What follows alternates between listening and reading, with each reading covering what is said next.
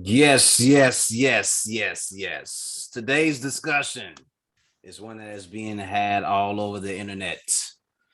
Ladies and gentlemen, I don't know how you all feel about this subject matter that's going over the airwaves, or whatever it may be.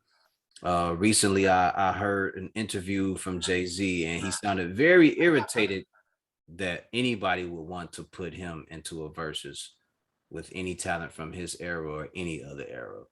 And I Hmm. understand that. I understand his frustration and his agitation with that whole conversation. Who could you actually put in there? I say that there is two to three people. That being, as far as that era goes, there would be Missy Elliott, Busta Rhymes. Now, of the newer era, we could throw two people in there, and you would have Drake.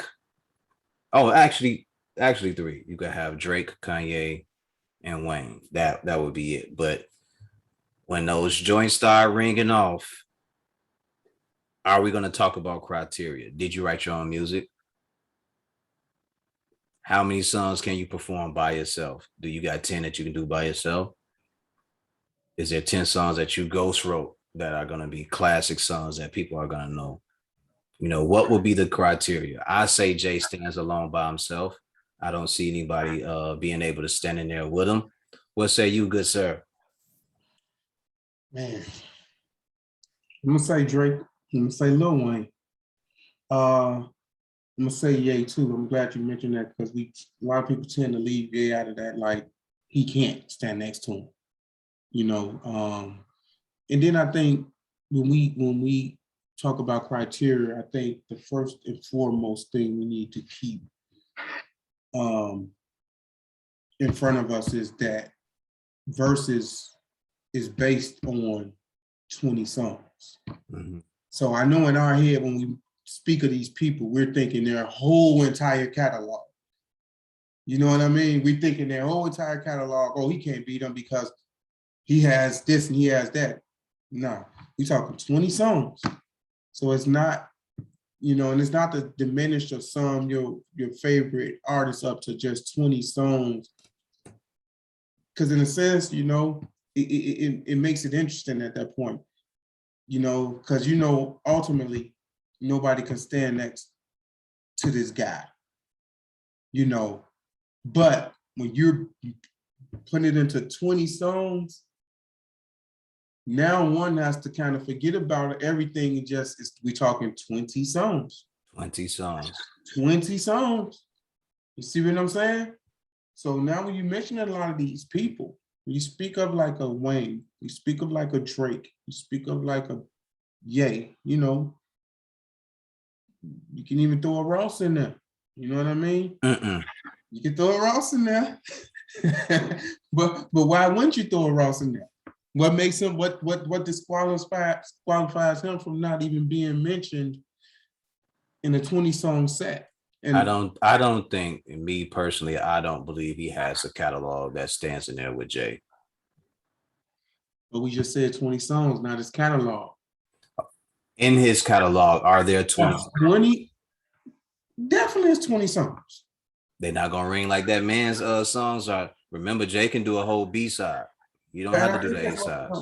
but I think that's what it comes down to is that ultimately how these songs ring off. How does they make the crowd feel, the fans feel?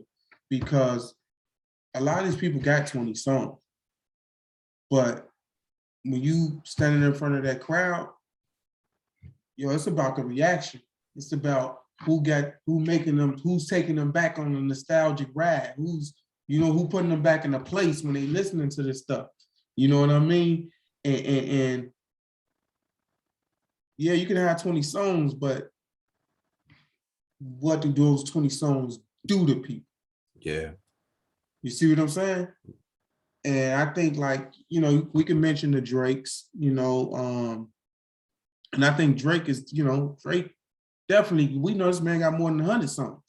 You know what I mean? Absolutely. Absolutely. But the question is like, what do you play when say a Hove play Where I'm From? What do Drake play for that? You know what I mean? And that's where we had this thing at when when you get into verses like, yo, what do you play when this boy, play Where I'm From? What do you follow that up with? And that's from any of these artists we just mentioned. You know what I mean? That's a B-side, and it's just one of the songs. We ain't talking about mainstream yet. So, but I think Wayne, like I said, I still feel that if we don't talk about anybody, I think Wayne will be the closest person that could stand next to him. Wayne or Drake, but definitely Wayne. It's gonna have to be one of those two. Turn me down, turn the volume down. I hear me ringing in the back. It's going to have to be one of those two. Mm-hmm. All right. The thing about it is when they start doing those songs, did you write your material? But you have to ask yourself this too. Oh, is that what the crowd is going to be? Is True. that the question they're going to be posing? True, because they're not going to care. But if you're a strong strategist and the strategic strategist and use a student of the art of war and all that, that'll be the question that the other opponent would ask that person. Did you write that song? Let's talk about, you see what I'm saying? Because this all plays into the verses. The crowd don't care. You have to bring that attention as the opponent to the crowd. This nigga didn't even write that song. See what Jada did? Come on, he pointed several things out. Jimmie, you weren't even rapping at that time. You couldn't even rap at that time. Kim, you live in Miami. He was putting the crowd on to like, yo, don't fall for this BS, man. Yeah, he made it a competition. And this is what I'm saying Jay could do as well. Because he could go off their head like, yo, I don't even write rhymes for myself. I write them for other people. Yeah. That's gonna be hard work. That's hard work, man. And I think Wayne is a decent lyricist. I think he can hold his own, but I think he would have to be very serious that night because you're going into war. You're going into war, and Jay ain't coming in there to play around with nobody. Not at all. Not at all. But I think that, I think that Wayne is a worthy adversary, man. I think that Wayne history and his catalog and his career has proven that. He is that. At one point, he was the hottest guy in the game. Very true. He was when he's saying the best rapper alive, since the best rapper retired. You know what I mean? He was that guy. And I lived through that era. So it's like I was there. I haven't forgotten nothing. Yeah. You know what I mean? It's like once he started, taking a deeper dive into the pills and the drugs and the lean and all that, he started to lose himself a little bit in it. And people start forgetting who he was. But nah, that man, you want to talk about like the No Ceilings mixtape? Yeah, the dedication. The dedications, the ones he had before then, just like, man, listen, that man, all the DJ drama stuff, all that. Here's the list that you sent me, all right? And I'm going to read them all for the people of Lil Wayne, all right? Uproar. Well, first of all, before you read that list, tell them why I sent you that list. Okay. Because you had a question that you posed to people. I posed this question on Facebook and other outlets, and I said, name me 10 songs of Lil Wayne that he can do by himself and stand in a battle with Jay-Z in a Verzus. All right. No one has given me a list besides my man J-Dub. Jimmie Wallace got back to me with a list. He was like, all right, I'll get you one. And he did. He sent me a list. No one else has done it. So here we are.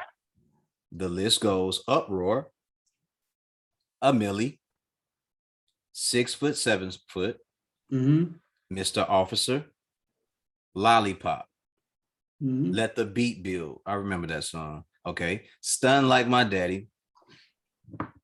Was that his song or was that on somebody else's? No, that was him and Baby album, Like Father, Like Son. Oh, okay. So that was a dual album. All right. Got Money, Mona Lisa, Go DJ, Fireman, and Mr. Carter. These are all good songs. I like these songs.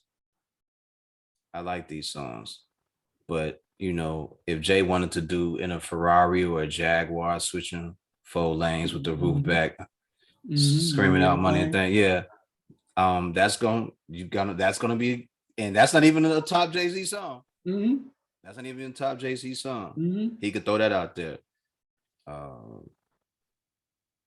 What's another joint I could just throw out there off the top of my head, off that same album? If we wanted to do Money Cash Hoes, that's not, you know, it's a million of them shits. Oh yeah. Oh yeah. Oh yeah. It's, I'm telling you, we could go back to Reasonable Doubt, you know, and we could do Politics as Usual. That's gonna, whatever song he plays, it has to like go, it has to ring off hard after that.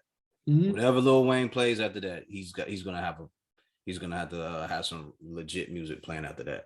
But see, that's what I kind of, you know, like I said, man, I was watching the Beast, and let's be clear too, there was more to that list. So they don't get it, you know. I just, for the Wayne fans, we can just stop right there. You know, read the rest of it so they'll know that we in pocket with, in terms of what Wayne is to the culture, you know. Right. So those are the 12 that he gave me, and then he goes further to say, yes, that was 12 by itself. All right. Then he goes on to say there are songs with Young Money with Nicki, Drake, Tyga, and then there's a DJ Khaled, Rick Ross, and Jules Santana songs that he's done as well.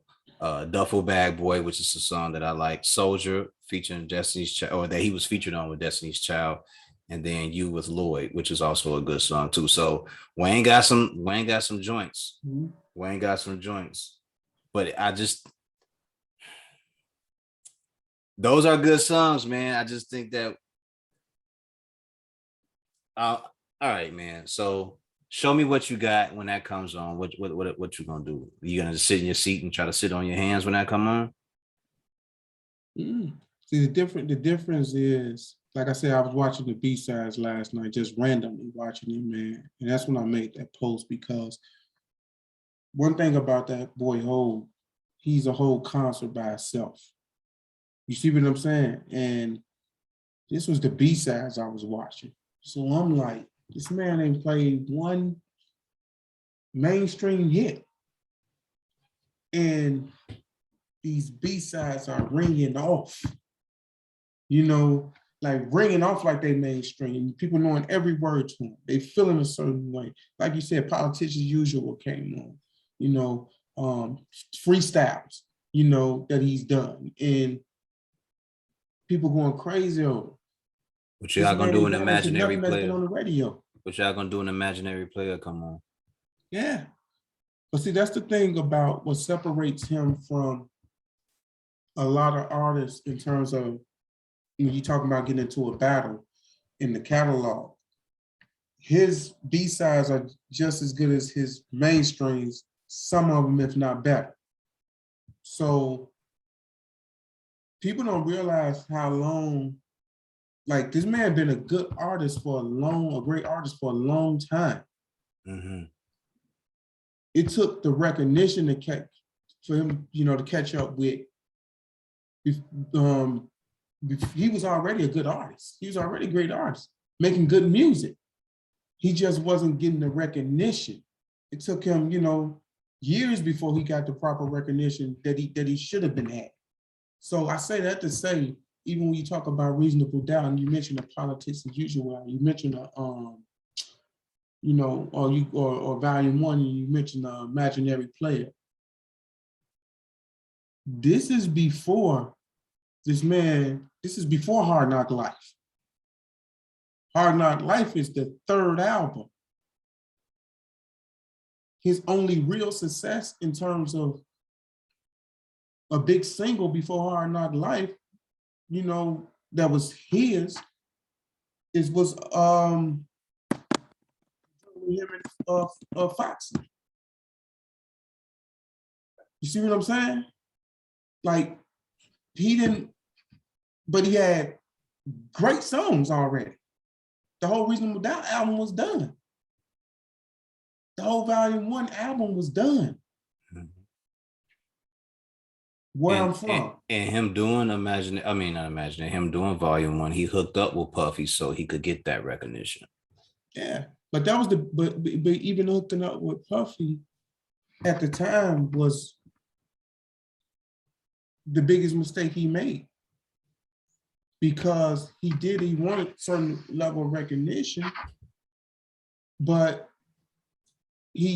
Puff was dominating the era so much at that time.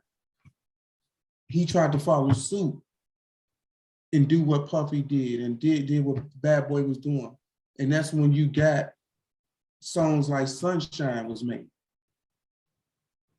which put a dent in his career. You know what I mean? Which the whole Joe the Camel in the yellow suit and all that, he hated that.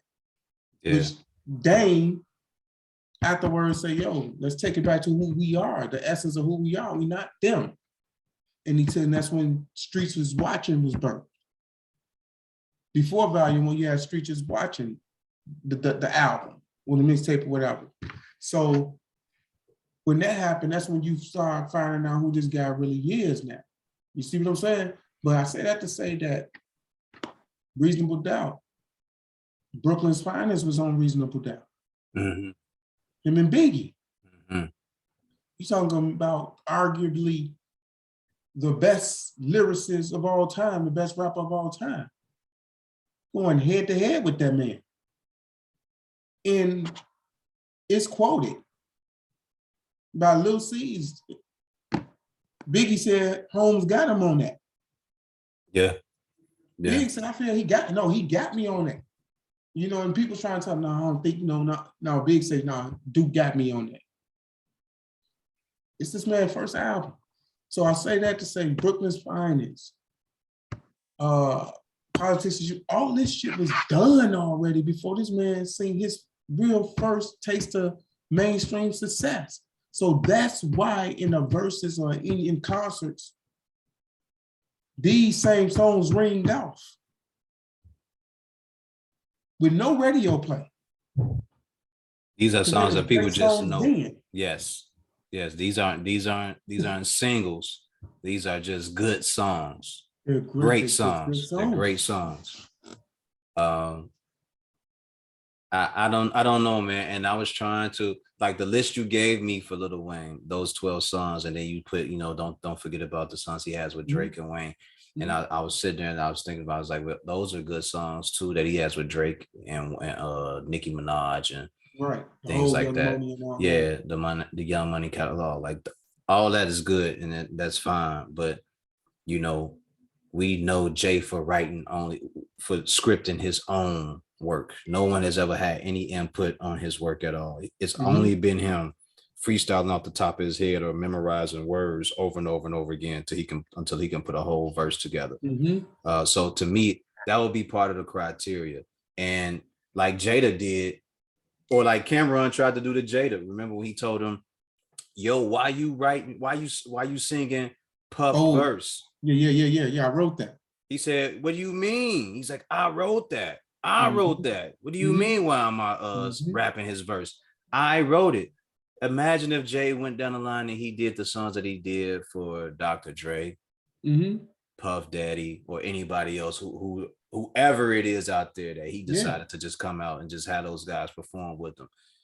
This is the guy that did those songs. We're not talking about a guy that sits around and lets anyone else have input on what he's going to write. You know what I mean? So I think those would be the people that hang in there with them. I just think I just don't see it, man. Even if we did 30, because he can go, like Jay got 4 or 5 songs off of every album. I don't know. I just don't see it, man. I just think the consistency of Jay being able to do that for so long, um, the concepts and songs that he has put together, the way he has put them together over the career he has had. The last album he did was what, 2017, 2018. Mhm. To do that from 96 to 2017, that's a very long time. Yeah. And to be consistent. And we're talking about a guy who has 7 to 8 summers every year. Hmm. But see, it's and we talking about good albums too, not just songs. We Not talking filler. about We're not talking about filler and complete bullshit. projects. You Yes. know what I mean? And it's like, yeah, if you're talking 20 for 20, man, him and Wayne would be a great battle, 20 for 20. And it'd be good for the culture, you know what I mean? Because it's like watching Mike versus Kobe. You know what I mean? When you first see them match up, you know what I mean? You're seeing one that is the spitting image, did everything he could do to be this same person. You know what I mean? But you also see, it's some things Kobe, could never fully do that Mike did, you know. Yeah. But it was also times in Kobe career, some shit you seen Mike could never did that Kobe put up Yeah. there. I You would see look what at I'm saying? Kobe's jump shot. I was like, yo, he might have had a better jump shot than Mike. You know what I mean? Like even number wise, even Yeah. certain numbers. You Yeah. see what I'm saying? That 81 is that's tough.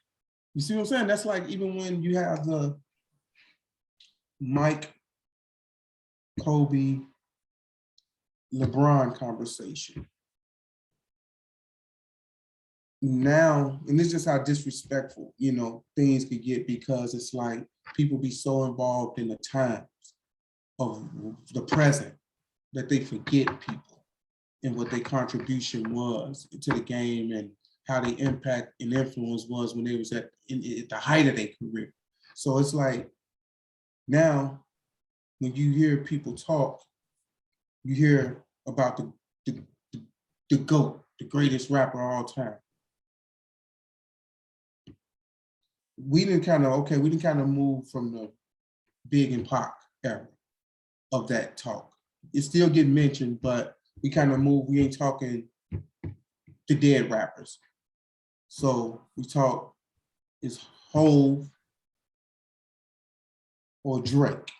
These are the two names that come up now. Hove or Drake. And it's crazy because it's like the basketball conversation. And it was Mike, Kobe, and LeBron. After so long, it just starting to be, even like now, when you hear the talk, the two names are mentioned is Mike and LeBron. Yeah. The comparison, the Kobe don't, how do you not even mention Kobe no more? Same way with Hove and Drake. How do you not mention Wayne? How do you not mention him when you talking these things? Like, and I get it. Drake has done some things that Wayne hasn't even done. When you're talking in terms of like, I want to say, yeah, I would have to say consistency. I didn't say I want to say consistency because Wayne run is over, and Drake's, we don't know when his shit coming to an end. Right. You know what I mean? Right. That's a fact. That's a It fact. don't look like it's nowhere in view of coming to the end. So it's like you can't, speak on his run because he's still in it. But you can't just and I think people discount Wayne and I discount Kobe because both of them emulated Mike and Hove. I think a part of that comes from what you used to seeing, right? Mm-hmm. You know who you want to call the greatest or who is the greatest. Mm-hmm. But you're always looking for that other piece to counteract that, right? Mhm. There's always been that. There's always been that. So for a while we were looking at Wayne, and then it was Nas, but then Nas took his took his hiatus, and then he decided to come back. Salute to Nas for dropping that project that he just did. I liked it. Uh, uh, The Magic joint. yeah, and then you have Lil Wayne who comes and goes when he chooses to do music or whatever. So in between that gap, there is Drake, you know. So it's like Mhm. that's going to always happen, man. Someone is always looking for the next one. They're gonna always do that. You're They're right. gonna always do that. To say that Kobe's never in that, or not, to say that Kobe's not in that, it's just to say you're looking at the most consistent person right now, and that most consistent person is LeBron James. He's not having the best year right now due to COVID and injuries and being an older man, and But Father he's still Time. very much present. Yeah, Father Yeah. Time is still is undefeated, but he is the most present. Yeah. In Yeah. 5 or 10 years, we're gonna look up and there's gonna be some young men out there going crazy, and they're gonna say that is the next guy. People Mhm. wanted it to be Kevin Durant, but Kevin Durant Mhm. had that 1 year where he had, where he had the issues and everything, and they act like the Mhm. boy can't put up numbers, and that's what he's starting to show everybody. Look, I didn't go nowhere. I was injured, but I'm Mhm. still that guy. I'm Yeah. still that guy. They're gonna always, bro. They're gonna always do that. They're gonna always say, "Who's the next one? Who's the next one?" Well, it's And you have actually, to. it's Steph Curry. We like, I don't know how we forgot. I Like, ain't even mentioned I his didn't I name. didn't forget Steph at all, Yeah. but I'm just saying as far as like when Yeah. they say that greatness level, and Mhm. Steph is an all the greatest shooter of all time. He has plenty of years left to be playing and knocking down shots and doing what Mhm. he's gonna do. So God, there's no telling what that boy's career is gonna end up looking like when it's as far as being the best shooter ever. So salute to Steph Curry for doing what he's doing, but we always look to put another person in front of who we Replacing it. have. Yeah, we're Yeah. always trying to Yeah. replace the guys that we have right now. That's But it's always just been I it. say that to say that's like it's like when I mentioned the Wayne and Kobe comparison, it's like they spent so much of their time. Like Wayne didn't have Drake to chase; he had Hove to chase. Hmm. Kobe didn't have LeBron to chase; he had Mike to chase. That's a That's who he fact. wanted to emulate. That's who Wayne wanted to emulate. And they spent so much time in their career emulating and trying to reach the stature of those people because those were their idols. They wanted to be so much alike. They patterned so much behind. Wayne with the I don't write no more. I just come off. You know what I mean? Yeah, And this and that. And it's like they did so much that now, before it was a LeBron or Drake, all the comparisons was Kobe, Mike, Wayne, Hove. Now I think they get lost in translation because LeBron and Drake is something different than what Mike and Kobe was, or anybody before them. They're almost like a combination of all these guys. You know what I mean? They're like the modernized version yeah, of you know what I mean? In a sense, but in a social media era, they're yeah, like the modernized version of these guys where LeBron and Drake could do everything. yeah. And I like the way you put that because to me it's like they figured out the best parts of their skill set. And they Mhm. said instead of being completely like Mike, I'm gonna take Mhm. my skill set and show y'all just how good I am at the things that I do. I'm gonna be the next me. I'm not gonna even focus Mhm. on being that guy no more because of Mhm. that's crazy, that's unattainable, and I Mhm. can't do that. I'm gonna focus on being the next me right now. And that's it. You And, never seen a LeBron before LeBron. The you, closest thing you seen was Magic and and Scottie uh, Pippen, Scottie Pippen, but you never seen a LeBron. You know what I no, mean? Um, and the same thing with Drake. You seen Drake before Drake, which was Lil Wayne, but Drake was a better version of Lil Wayne, and I knew it was a problem when Drake first came to the game. I knew it was going to be a problem because I said, and the best thing Wayne, had going for him was that he signed him mm-hmm. because I say when I heard this boy, mixtapes and stuff and successful, the first joint he had, I just want to be successful and all that album, So Far Gone. I say, yo, and I was a huge Wayne fan. I say, this nigga is a better version of Wayne. Yeah. You see what I'm saying? Like he's literally a better version of Wayne. And now, and I'm saying this while Wayne was at his hottest. When you didn't think that was nothing else out there better than Wayne.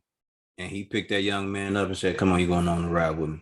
That's it. He was and you know what? Why he was a better version of Wayne? What made him a better version? Because he was Wayne off drugs. He was Wayne without the drugs. And you could clearly hear what he's saying. He cared about every line for line. You know what I mean? Even though it's, it came out that he didn't write half the stuff early on, but Yeah. He's a better version of it. Yeah, he was a better version. And then that LeBron comparison is so true. Like LeBron saw everything that Mike could do. Mm-hmm. He saw what Kobe could do, but then he just said, you know what? That's a hard act to follow. I'm just gonna go over here and show y'all that I'm gonna do something that ain't nobody else done. And when it's all over, y'all will figure it out for yourself. Who gonna do Mike better than Mike? Other than Kobe tried his best attempt at it. And Mike said the only nigga that could ever possibly be me is Kobe. Because he stole all my moves. Yeah. So stole all my moves. You're not gonna do Mike better than Kobe. No. So you better all be in yourself. Yeah. And when you look at the career of LeBron, here's a guy that took teams with little to nothing on them and went to the finals year after year after year after year. Mm-hmm. Here's a guy that averaged 28, 7, and 7 for the majority of his career. Mm-hmm. Mm-hmm. For 17 years, this guy averaged 28, 7, and 7. Mm-hmm. That's crazy. Yeah. And you can't deny them numbers. You know what I mean? You can't deny those numbers. So it's like, I don't know, man. It's like people. But let me say this about Mike too, though, because that was a man that was all defense for 7 or 8 years.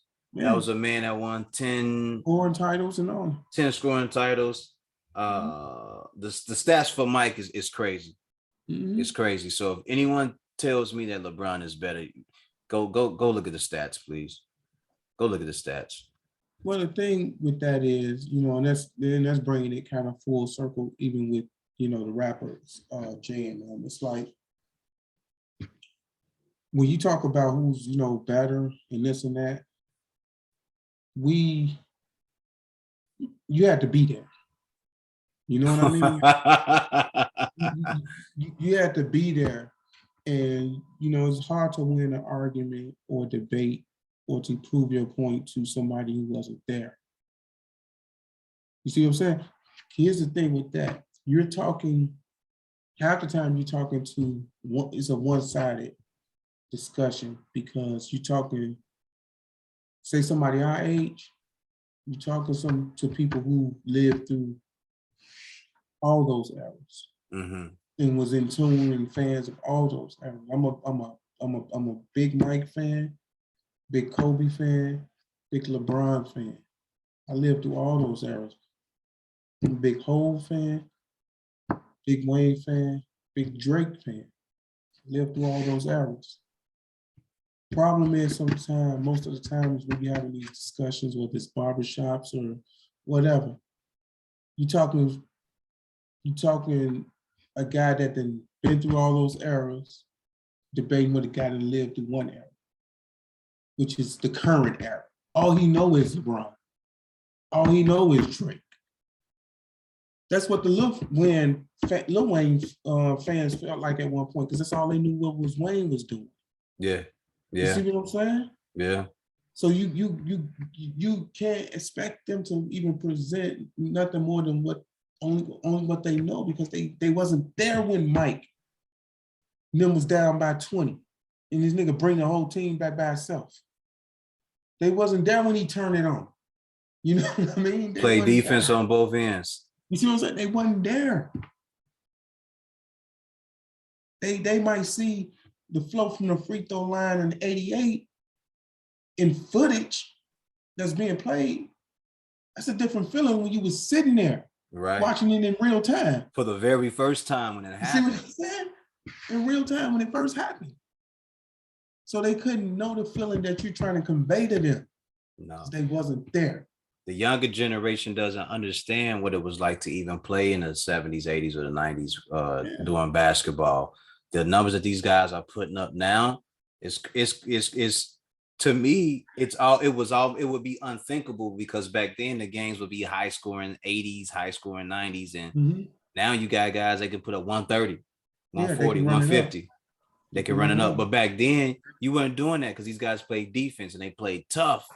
So the eras of basketball have changed. It's made the game fun. Like running up the scores made the game fun. But you all didn't get a chance to really see the transition of basketball because you weren't around for it. To speak on what you were saying, you guys didn't get to see what it was like from the 80s when Mike had to go through the Lakers, when Mike had to go through the Pistons. I'm sorry, he had to go through the Pistons. He had to go through the Jordan rules. Yeah, he had to go through the Pistons. Had a whole set of rules. Yeah. So the Pistons. Because he's that unstoppable. You understand? So the game changed. Mike elevated and changed the game. And you guys, what you're seeing now is a changing of the guard because of the way that LeBron decided to do things. He I can't win by myself. I'm gonna go out here and I'm gonna start teaming up with other guys. But it's no different because LeBron didn't do nothing that was already happening before him. He just made it look more glorified. He popularized it. You know what I mean? Like guys are already doing that. But it's like it's like I get it, where it's like, say if you talk to your father, your grandfather, your uncle or something, right? And they gave it up for Mike because they know they had never seen nothing like that. You know what I mean?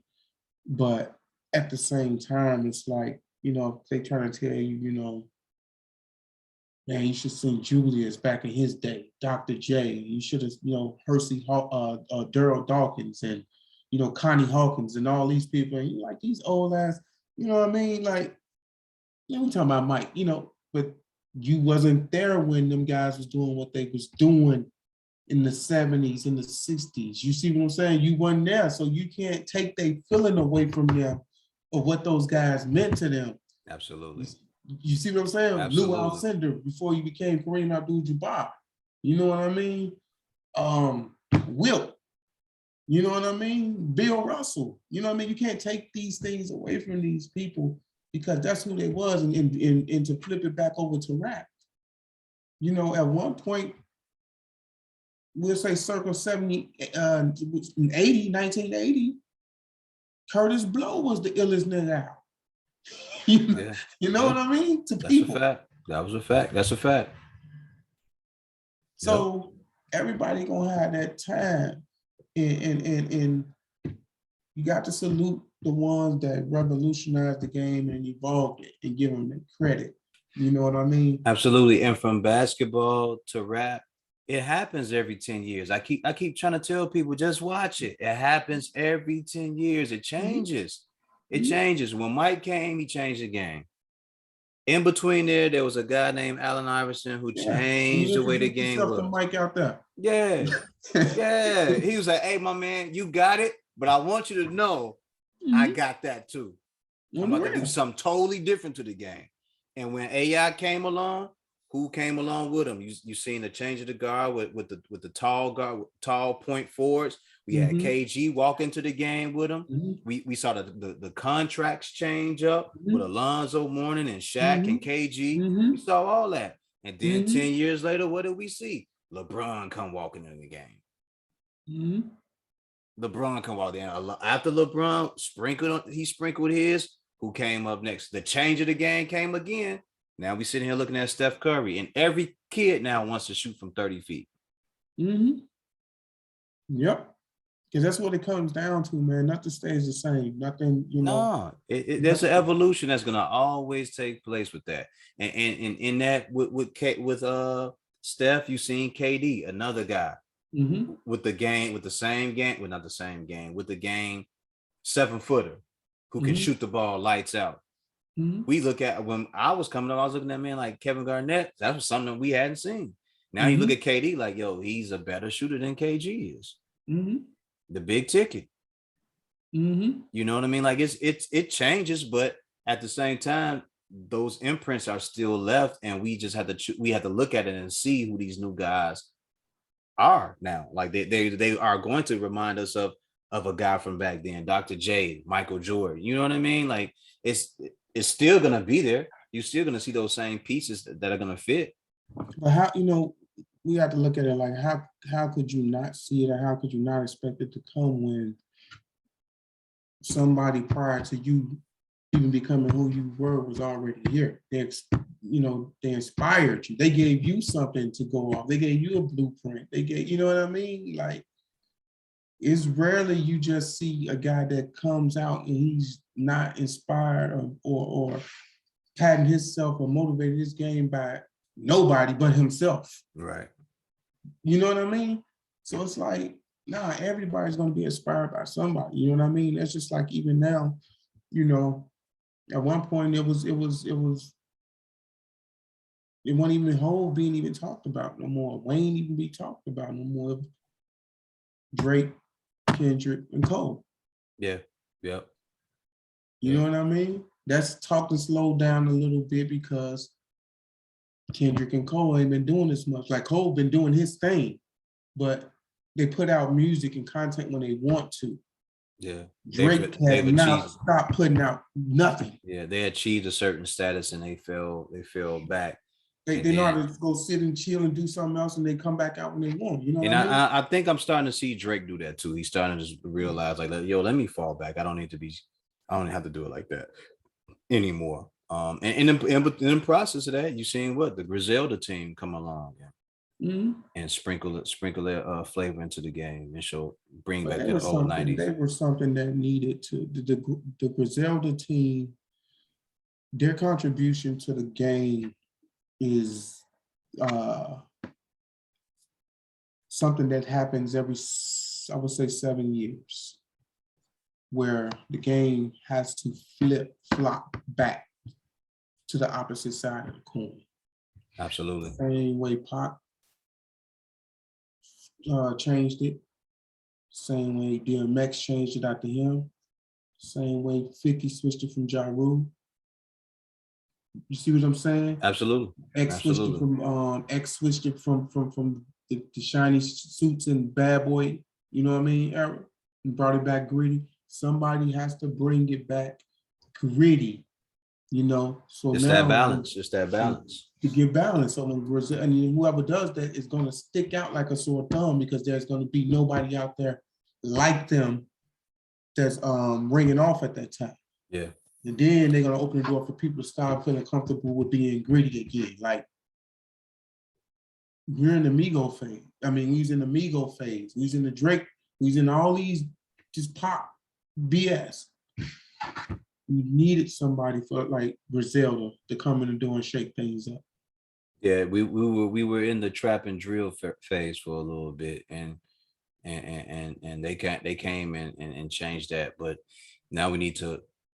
It looks like there's about to be another lull, so we might be getting something real soon. Somebody might change the game again. I'm looking at it right now, and it looks like it might be maybe starting. Something might get sprinkled in the next couple of years. What sooner? We don't know what it's going to be. No, we don't. We're going to be sitting here waiting on it. I'm usually a good judge of music. I said Griselda was going to be that next thing. It may be somebody else from up there, Rochester, New York way. I forgot that. Yeah, but here's the thing: they're gonna be the next thing for how long? That's the thing. But it ain't. So times have changed, man. We're not talking about big record labels and big budgets anymore. So we talking about that 3 to 5 year span, like a football player, like a running back. You know, you're gonna get your 3 to 5 year run, and you gonna and the next thing gonna come in behind them. You know. Let me ask you something about Brazil. I'm glad you brought them up. I'm a big fan of. Do you think they overrated, or they are everything that they're, people saying they are?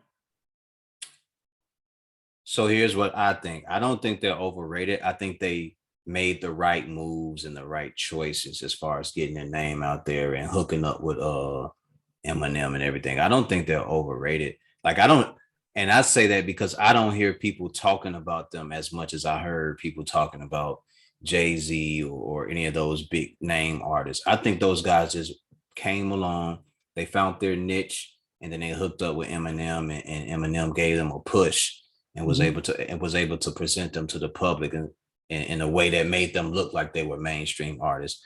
I don't think they're overhyped at all. Okay.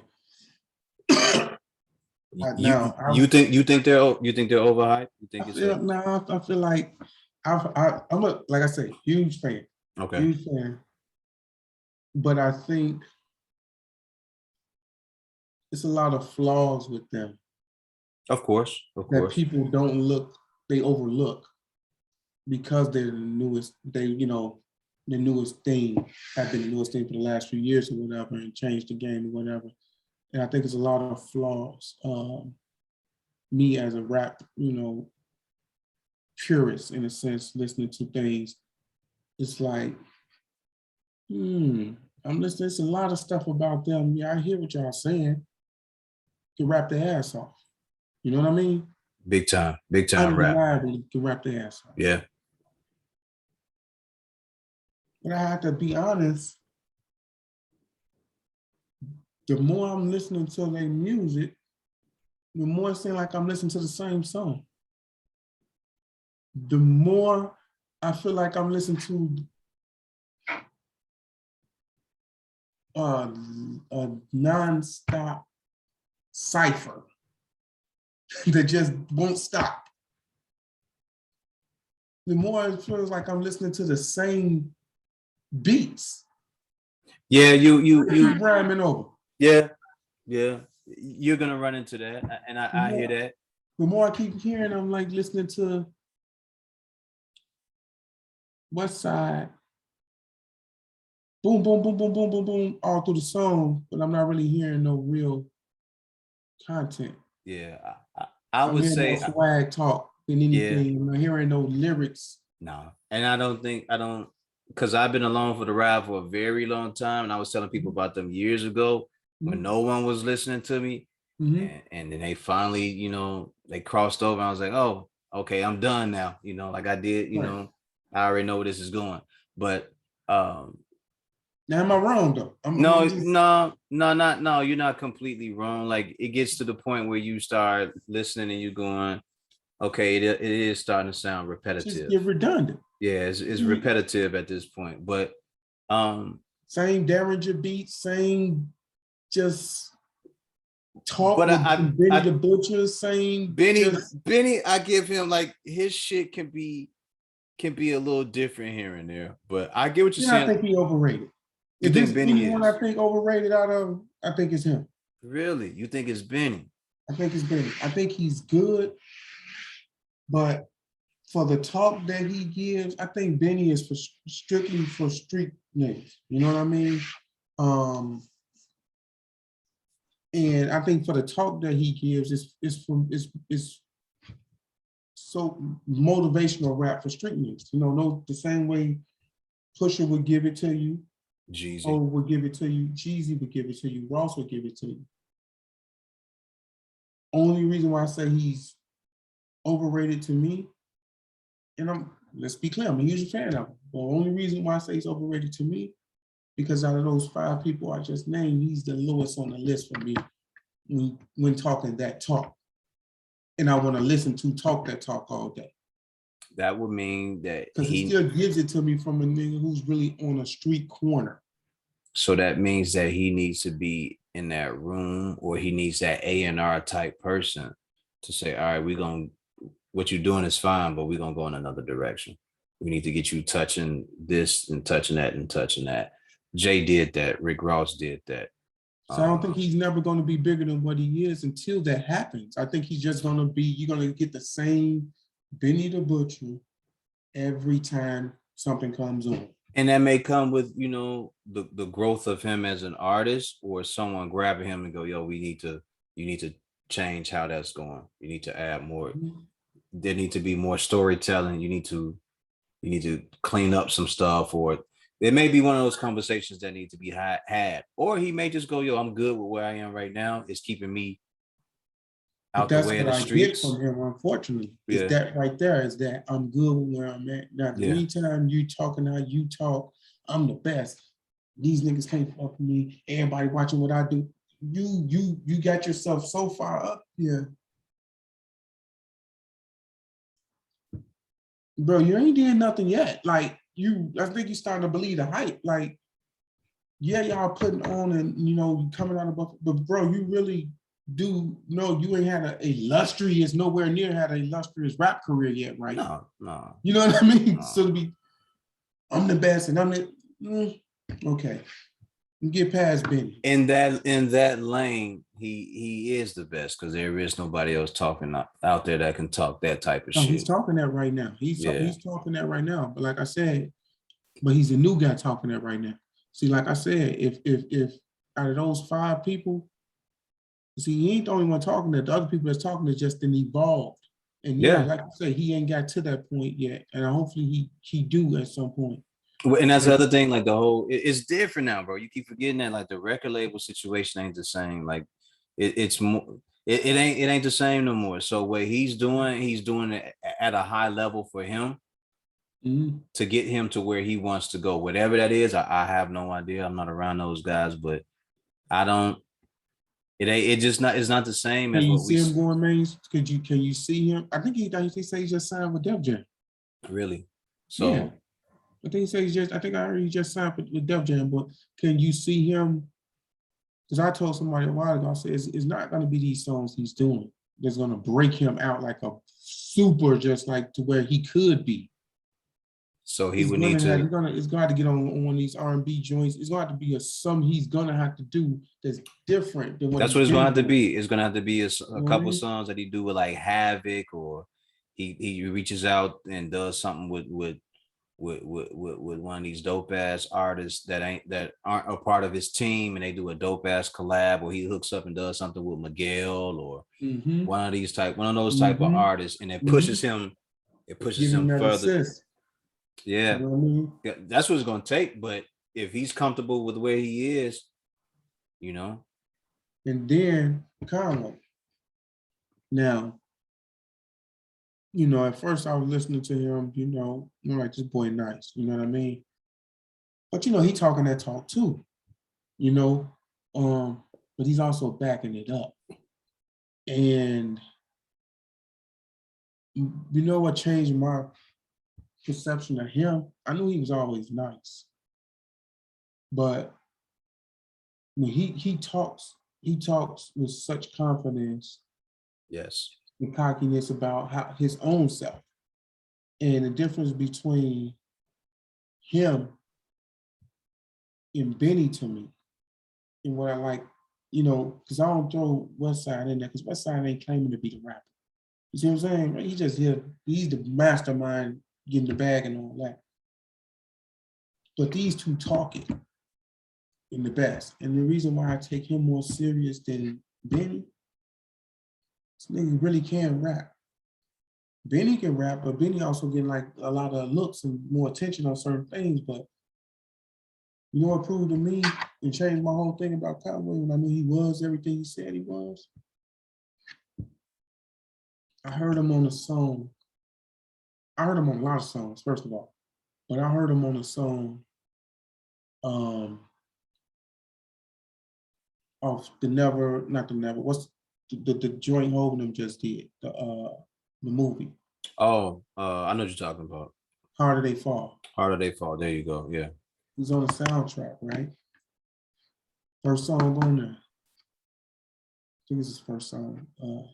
Him, Hov, and Jada Mm.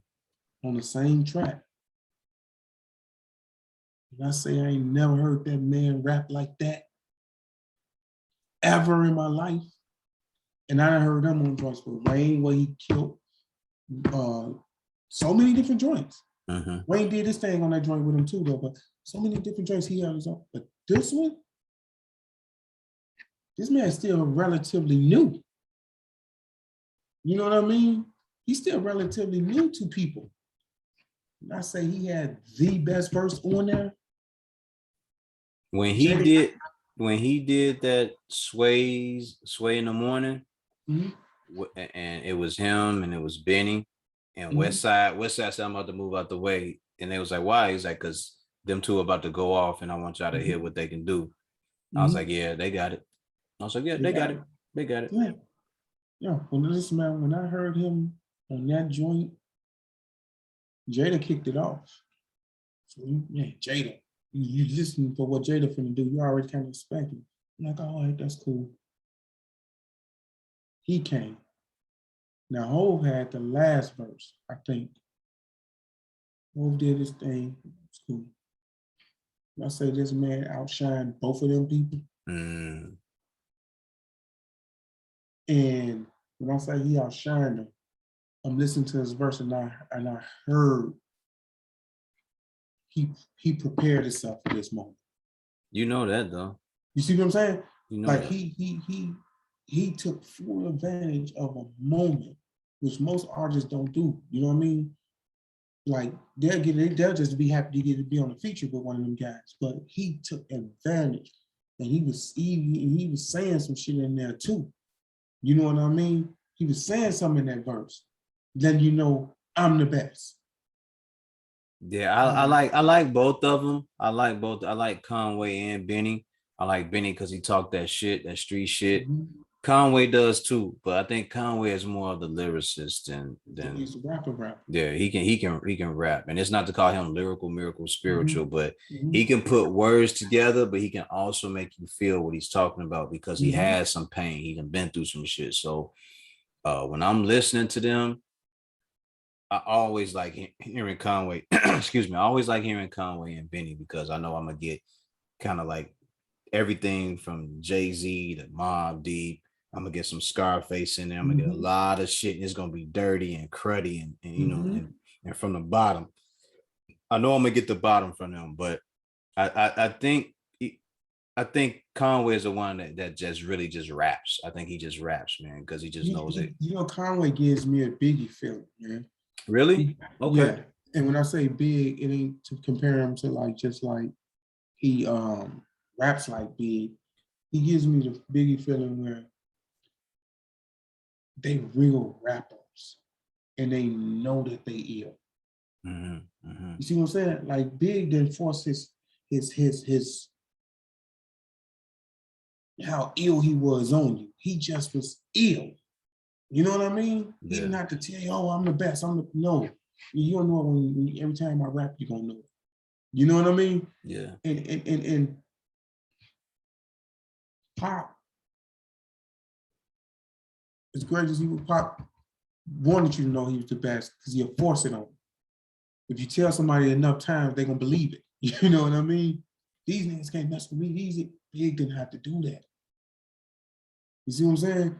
No, Big rap. He just rapped. He cared about what he said. He cared about what he wrote. He cared about what it sounded like. You know what I mean? Like the Black Alfred Hitchcock. That's what Conway gives me. Like he cares about what he raps and he tells these stories and he does it in such a cinematic way. I think he knows he's good, but I like the way he just kind of like falls back. Like, all right, I'm gonna hit y'all with this. And then I'm gonna get out the way. But when y'all hear me, y'all gonna know I got that shit. Man. Y'all gonna know I got that shit. So I don't think they're overrated, really. I think that they just took advantage of a situation with Eminem and they made the best of it. That's I don't think they're overrated. I think they should, no disrespect to Derringer as a producer, but I think Time to get away The, from it. depends on what level of success they want, though. Like you can't, if they're okay with what they have and they think that they can go to another level, or if they're just fine with where they are, then that more power to them. But if you obviously see there's room for a growth. You obviously see that for Benny and for Conway, but Mhm. I just think at this point it just depends on what they want to do with it. You have the exposure already. You've been in the rooms with the big names and the big Mhm. labels, and so All the cosigns. so yeah, so now it's just phone calls away or emails or hey, can I get you on this song? So if they really want that, they done songs with Lil Wayne and different people, Mhm. So They did it with all the best yeah, people. yeah. So at this point, I just think it's a matter of them. If they really wanted that look, I think it would just be up to them making a decision. Say, all right, I'm about to take it to another level. I'm about to go crazy. Mm. I think I'm about to go crazy with this one, and that's just an A&R look. I think they're all with Rock Management, right? They're all Yeah, with with Rock Rock Management. Nation. That's just a But matter of them stepping up and doing that. and it's a lot of people see, I've been a big fan of theirs for a while too, but it's a lot of people that I feel that can stand right next to them that don't even get attention. So when I say, I don't know if when I say overrated, I don't want to like know if that's the right word to describe what I'm feeling. But I think it's a lot of people that stands right next to them that don't get attention. That rap just as good, if not better. Name a couple. Name a couple. RJ Payne, Okay. Okay. Me and my buddy was talking about RJ Payne. RJ Payne will rap the shit out of one of them niggas. You know what I mean? Okay. He- Okay. he- Yeah. Yeah. From what my buddy was telling Six. and Shout he's out to Six. great Yeah, at my what he buddy was do. saying. Yeah, my buddy was saying. RJ Payne is a rapper's rapper. Like he And can he's rap. supposed to got up under. He's supposed to have got with. He was with fucking with Benny for a minute with the BSB and all that type of stuff, but Okay. somehow it didn't work out. But RJ Payne, uh, 38 Special, 38 Special is one. I was hoping you would say that name. I was hoping you would Shay say that North. name. You know what I mean? Shay North, female. You know what I mean? Okay. She's from Buffalo. Okay. Ill. You know what I mean? Um, just bro, so many. Ransom. You know what I mean? Old school Ransom. You know what I mean? Shit. Who else? Rest his soul. Fred the God when he was here. Mm. You see what I'm saying? Like What about what do you think about Rock Marciano? Rock Marciano. All these guys. Yeah. You see what I'm saying? But none of these guys getting notoriety because it's just Griselda right now getting look. And it's like, nah, bro, I know some people that rap just as good as these people, man. Yeah, bro. But they, like you These ain't said, the they only got the people rapping look. like this. They got the look though, bro. They in the spotlight. They Ain't got no the wrong with having attention a right look. It's now. just like, when people be talking about these guys a lot of time, it's just like, because they're like, nah, bro, I don't know if y'all know, some people out here rapping just as good as these people. These I ain't mean, the only because it's like a magnified Griselda, like they're literally the only people that sound like somebody that's rapping from the 90s. No, bro, it's it's plenty it's the people. quickest thing to grasp onto, and that's what they've done over the last few years. It's like they find that thing and they go, look, I got it before Mhm. anybody else did. But there's a ton of those artists. The same way they made it seem like Eminem was this big thing, like he was this phenomenon, and there were other white rappers that I knew about that were the same as Eminem, and I was like, yeah, like I've been doing rap all this time, and y'all just now heard of white rappers doing that. Like he's not the only one. Mhm. Tage was another rapper that was out there doing that same shit. There's a Mhm. bunch of them. Shout out to Copyright. It was a bunch of them Mhm. out there doing that. Copyright is dope as fuck. I don't know if he's still doing music or not, but he was dope as fuck when he was doing music. You know what I Mhm. mean? But from Columbus, Ohio. So it was like, yo, that's not no different from anybody else that's doing it. Mhm. There's some other dope ones out there too, but these are the guys that they're putting in the light right now, bro. I hear what you're Mhm. saying. I don't think they're overrated or anything. I just think that the light is just on them. Yeah, I don't think they over. I guess I don't want to say they overrated. It's just a light, bro. They Like are everything that they are. They not like these niggas can't rap. They are good. they can rap, but I understand what you're saying. It's like I it think can when be, people magnify them yeah, alone, like yeah, yeah, because they're the newest thing to them now. yeah. And I think part of it is every time you hear it, it's not. I don't think there's a at certain times you don't feel like there's an elevation to it either. Like No, it's every not. every album I heard from Jay-Z was different from the last one. You know what I mean? Every album I heard from But he's scared Scarface to was do something different. different. Yeah, every album I heard from Scarface was different from the last one. Mm-hmm. Every album I heard from Outkast was way different from the last one. Mm-hmm. Way different. Like you can see the Mm-hmm. progression of them and what they were trying to do. They were getting better and they were evolving and they were growing as men. Mm-hmm. So you definitely seen that. But right now that's the lane for those guys and they winning in that lane. But definitely 38 Special, RJ Payne. Yeah, yeah. It's a lot of guys out there. Rob Banks. It's a lot of guys out there that can rap that we haven't heard of or that need that same light. But again, that's who Shady grabbed, and they try to put them out there and say, look what we got. It was the same way they grabbed 50 and threw him out there. They But got the right ones because at the end of the day, nobody would have had a bigger impact out of all the people we named more than Griselda. You see what I'm saying? Nobody would have had a bigger impact. and to it, you had West Side Gun who was rapping, but like we said, he was more behind the scenes. Like he had merchandising, and the dude, he understood marketing and how to do other things. So that was kind of like a package that you didn't have to really work on a lot. You know what I mean? And it was easier for them to do that. So you grab a group of guys like that who already have music and they understand marketing strategy a little bit better than the rest of these guys do. It's a little bit easier. The industry doesn't want to do all that work. That's why they're getting rid of A&Rs. They don't want to Right, work that damn hard no more. right. So it's a little bit easier for them to grab a group like that and go, all right, look, you guys got the music, you got your own marketing team or whatever. This is what we're just gonna do for you and push you out there. Yes, I guess, like I said, man, I'm a huge fan of them, but like I had to be honest too. Like when I speak to them, it's just like sometimes I'm like, I can't. I find myself like one of one of my brothers ride every time I'm in the car with him.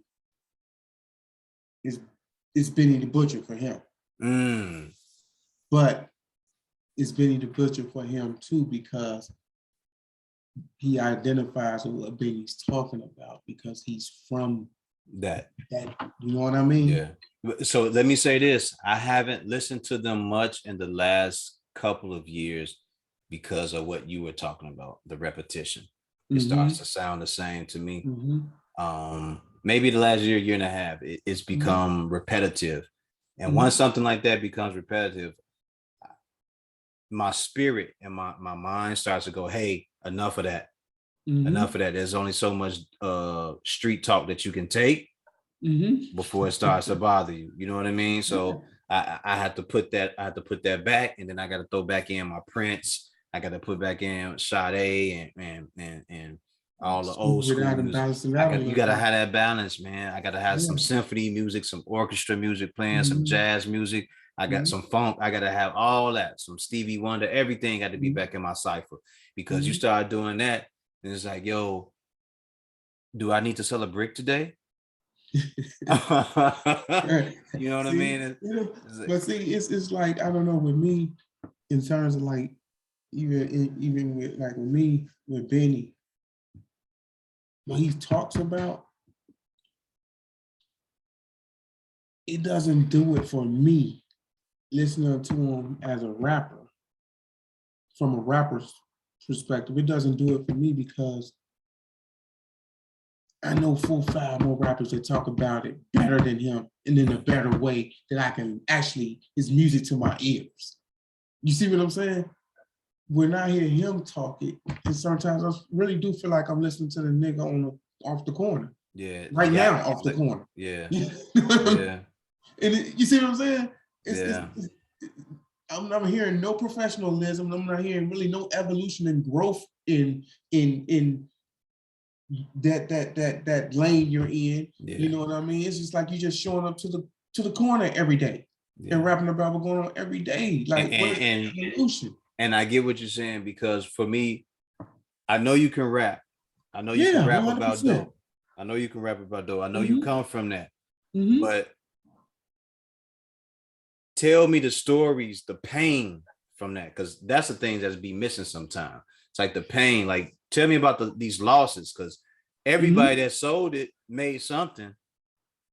Come on, man. I'm tired of hearing about just the money that was made. I'm tired of hearing about how you stunted on niggas, the watch, the women. Those are the wins. Tell me about these losses, bro. Because you keep saying you a boss. Tell me about the losses. Every boss took a loss. Come on, tell me about that. And tell me about that. Tell me about the pain, but then also tell me how you finagled that money into something else, and you're trying to start something else. You're trying to get away from it. I don't want to hear a grown man keep rapping about how you're staying in it. Yeah. Tell me how you. I'm more excited how that's why we connect with Hovet, because, and all these other guys, because now in Ross, because you're telling me how you got away from it, and I'm seeing what you're doing. I don't want to hear another guy jumping in and want to be the best Scarface. Yeah. Tony Montana. Yeah, the best street rapper. We've done it. We've seen that. Yeah. And if I want to hear somebody if I want to hear, if I had the choice of who I want to hear talk about drugs all day on their music, because I know that's the only thing they can talk about, it'll be Pusha for me. Because I know Hove can talk about something else. I know Ross can talk about something else. I know Jeezy can talk about something else. Yeah. Yeah. It's you and Benny, the only ones that seem like no matter what y'all rap, it's always going to be about this. But that, if I had to choose between the two, I'm listening to Push all day, because I'm also hearing some professional rapping skill set in that. Not that, no just so that may be his lane. Maybe he in the Pusher lane. Maybe he's in that lane. I think it is. I don't know. You know, I just thought about this when you said Pusher. Now I was like, oh shit, maybe he's in that lane. Maybe it's just a drug talk. Maybe it's drugs anonymous. You know what I mean? Dope boys anonymous. Maybe that's what maybe that's his lane. Maybe so. You know what I mean? But like I said, if it is, you know, because I would love to hear him. You know, hey, I got my family out the hood. You know, this is what we doing, and I got my girl businesses and my little baby. My children, they got IRAs in their name, you know what I mean? And I did this. By the time they 25 years old, they'll have $1 million, you know, because I did these different things right here. But maybe that ain't his lane, man. Maybe moving coke by the diesel load, you know, by the Mack truck. Maybe that's his shit. I guess, man. Maybe that's his shit. Maybe one day I may open up the book and let people hear that shit. I don't know, you know. Maybe I may come with some shit like that, blow people's mind away. No, man. I like I say, it's only so much. You say it's only so much I can take. I know that's like, man, I would be riding, and I'm like, you know, when the album first dropped and all the projects first drop, I listen to them, and I give it a listen, and I know just like, I don't play something. The replay value for me ain't good. It's like, yo, you know what I mean? Yeah. Yeah. Okay, I listened to it to say I listened to it and gave it a good listen. If it's a couple joints on there, I might want to play again. Like the album he had that he dropped with by himself, his first album. He had the good, that was to me like the radio song, the closest thing that could have been a radio song for him. And I wish he'd kept going in that direction with the Freddie Gibbs. Had, you know, got the paper, but you rather climb whatever in the Maybach. You know, that song there, Freddie Gibbs rapping on Benny the Butcher. That was the song that could have hit the radio, you know, and it might have hit some stations or whatever. But I felt like that was the door opener. Now, that's your closest thing to getting the mainstream. Now utilize that and start capitalize off that. You know what I mean? Because and that song was more so about it was more of a female song, but it was still a street It was on some fly shit. You know what I'm saying? Yeah. But it was more of a female song. So I feel like that could have been the door opener to start getting it. Now let's slide one of these mainstream joints that can really get you this look, opposed to being, I'm gonna try to do it strictly off my drug talk the whole time. And I'm like, But well, bro, how long that's gonna go? that's when you need someone else in there to go, all right, look, I know what you're doing, but you need that song you just did. I need two more like that. One for the females and then one for this other crowd that's gonna pull more listeners in, and we're gonna be on something totally different in 6 months, 6 to 9 months. We're gonna be on something totally different. You can keep rapping like you're doing, but I need you to do these 3 different types of songs just like that, and we'll be good. Yeah. But again, maybe that's not what he's looking for. Maybe Yeah, might be just be he might be just be dope boy. Maybe for him being able to get out the situation he's in and be in a winning spot for them right now is good for them, and they're okay with that and they're comfortable with that. But time will tell. I don't know. I know some people that be around them or whatever, but like I said, there's only so much street shit I can listen to. I grew up around that. I come from that. I can't have that, in my mind all day. Like I can't listen to that all day. I got to have different types of music playing all the time, to wash that off me, because that's not the direction I want to be in, and that's not what I want my mentality to be focused on for too long. Yeah, and even when I listen to him, it's all of them that's talking. He just talking the most. But you're gonna get your Conway gonna give you a million drug references too. You know what I mean? And West Side gonna do what he do, and I was just like, I'm listening to that shit, and I'm like, I like these. It's like I had this thing where I like these guys, but then when I'm like, yo, I can't listen to these guys the whole day like people do. I say I'm listening to, and I had like either this radio, the artist radio, or I grabbed all the joints that I liked from them and I put it on one playlist and I'm just letting it go. Mm-hmm. I get that one listen out of it. We'll get down to like 20 some songs, and I'm like, yo, I got to switch this up because it becomes all redundant. this shit starting to sound the same. Well, and then that again, once that happens, that's when I have to back out. So then I go, okay, let me listen to Nas. All right, let me put something else on. All right, let me try out some of these young boys. Let me put on was it Silk Sonic? I gotta throw on Silk Sonic. Silk Sonic is dope. It's a dope album. I love Silk Sonic. I love how they put that whole thing together. I gotta put that on. I gotta put on a lot of different things because that, like we said, repetition, the redundancy of that. You start going, man, like this is starting to be very like. Yeah, plateau is like a downer at this point. It's not as a downer. I'm just decreasing. It plateaus, and you goes, wait, that's not what I want. That's not what I was looking for. Like I need to hear y'all pain. I need more from these songs. Like you niggas are successful now. Like, come on, kick some of that shit to me. Kick some of that shit to me. Like there's people that are listening to y'all that are gonna need that. They're gonna need that next level from y'all. Y'all need to get there, but.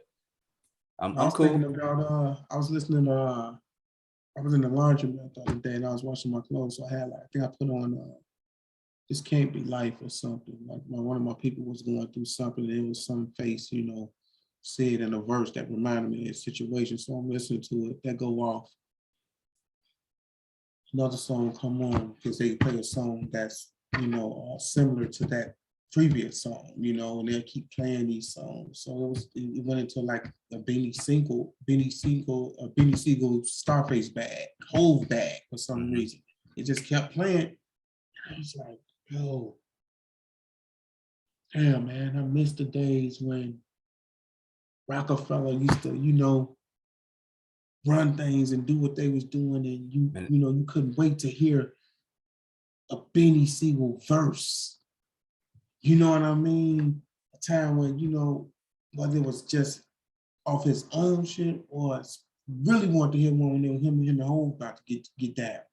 You know what I mean? Or when it's Hove and a lot. The person is going to be just as good as Hove. Yeah. You know what I mean? Or like when him and like when it's Hove, Locks, and Beanie on it. You know what I mean? Nasty. Yeah. You know, and it's like, you know, that's why I say I don't want to say these people overrated. I just feel like they stick out like in the era like a sore thumb now because there's nobody mainstream. Because I don't say there's nobody not rapping like them. There's nobody mainstream that you hearing every day. They're in a sea of Migos and everybody that sound like Migos. Yeah, yeah. So they sticking out like a sore thumb. And here's the other thing: they're sticking out like a sore thumb because there's not another group or a gang of guys that they're promoting like that, right? We just ran off names. Exactly. We just ran off names, but we're not hearing them on that level yet. I come from even before we talking about Hopes and Baines and because I don't get when I listen to them, I love them, but it ain't, trust me, it ain't the same listening to Reservoir Dogs. It ain't that level. No. You see what I'm saying? No. So when people, I don't want to just say that these people overrated. I don't want to say they're overrated, but I know niggas be hyping them a little more. I done heard times where they're reminiscing of what I know I used to exist. Yeah. They're reminiscing of it. They're the closest thing that you're gonna hear in today's music of the golden era. Because you're not getting all this other, you're not getting from none of these other people. Correct. But before them, people tend to forget. Before them, that was a slaughterhouse. Yes. In records too now. Yes. And I would like to say that Crooked Eye is the best out of all of them, but that's just me. Them boys cannot stand next to Slaughterhouse. And I just told somebody this the other day, and they was just like, I don't know, Jim. I say, listen, man, see, you don't know because you just listening to them right now. You got on to them and the newest thing, and you don't, them boys can sing the same, they cannot stand next to Slaughterhouse. Give me Crooked Eye, and I take Crooked Eye over all of them. And he gonna raise hell. He 100% is. He gonna raise a lot of hell. And that's crooked, but that's shit. You still got Joel. You still got Royce. Monsters. You still got Joe. And I'm talking about not the Joe that was really in Slaughterhouse. I'm talking about mood music Joe. Yeah. People can't fuck with them people, man. Nah, man. Nah. Crooked alone. Nah. Ain't nobody fucking with Crooked. And I told people that a long time ago. I told people that a long time ago, like if you ever really hear him rap, like the freestyles he has, even just listening to him on that second Slaughterhouse album they did was horrible. But just listen to the shit that he's saying on there. Even after he did that, and he did that, I forgot the name of those albums, where he was going against the system. He's like, fuck the system. That first one was bananas. See, when he raps, man, he's just different. You know what I mean? He is different. And the fact that he's a Long Beach, California guy rapping like that. You know what I mean? So it's like almost like this new era and stuff like that. And that's what goes back to my point earlier. When if you wasn't there, it's a lot different. From this time, you only gonna know of what now Griselda is and what they this and that. I was like, bro, I'm not trying to piss on these people. I'm just saying, yo, I come from there where I heard this. This is like this is basic down version to what I know. We come from a eras where being a lyricist, like what they doing now, like that's okay, but you had to do that times 10 in these eras previously. And to anybody, if the young kids are listening, because I don't know the actual ages, I do know people tuning in and listen to the podcast. Please do the history on your music, man. Find out who Crooked Eye is. Find out who Royce 5'9" is. Find out who Joel Ortiz is. Find out who Joe Budden is. Find out who all these different man. Find out who all these different guys are, so you all have a better understanding of the rap music that you're listening to. I used to find out about how dope guys were because I used to find out who they were listening to. The rappers they would mention other rappers, and it would make me go get those rappers' music and want to listen to it and hear it and be a part of that as well.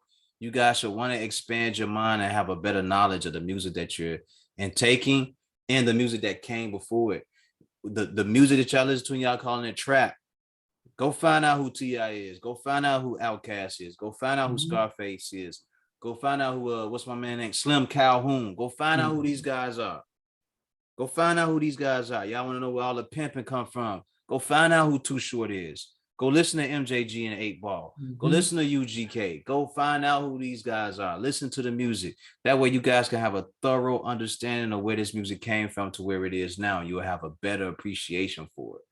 You'll love the music a little bit. You'll love the music a lot more than for what it where it what came from to where it is now. If you did yourself that favor, you'll have a total different appreciation. You'll go, yo, this shit we hearing now is cool.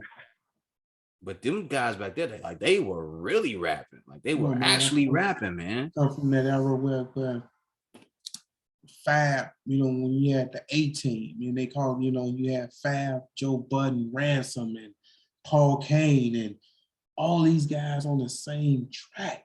You know what I mean? Philadelphia, Freck, and all these people. You had, like you said, Reservoir Dogs. You had all these ciphers, going on a mainstream album.